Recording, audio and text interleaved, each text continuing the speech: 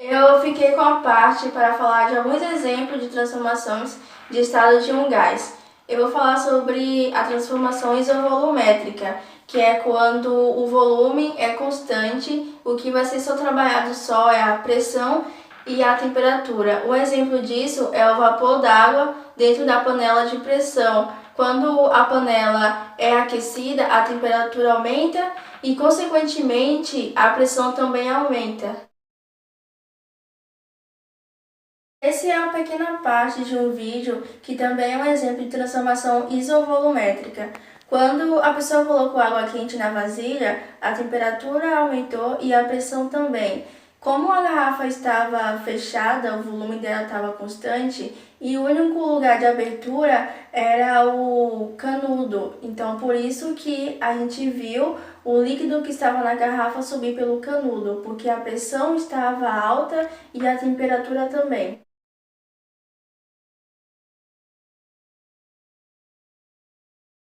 Este é um exemplo de transformação isotérmica, onde a temperatura é constante e só vai ser trabalhada a pressão e o volume.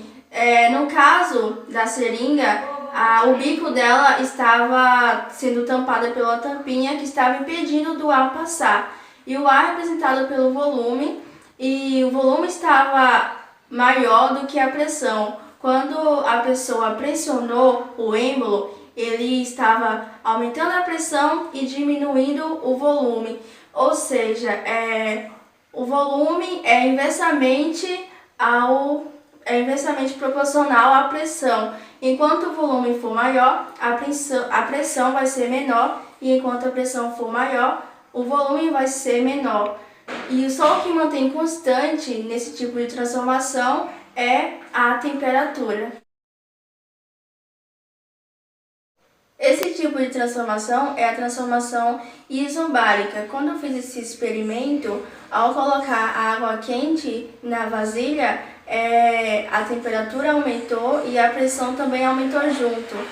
E o ar que estava dentro da garrafa ficou quente. Com isso, ele subiu, por isso que a bexiga inflou.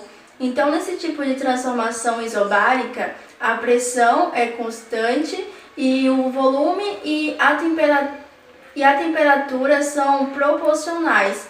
Outros colegas também, eles colocaram essa mesma bexiga inflada em um recipiente com água gelada e a bola murchou. Isso porque a temperatura e o volume diminuíram e o ar ficou frio.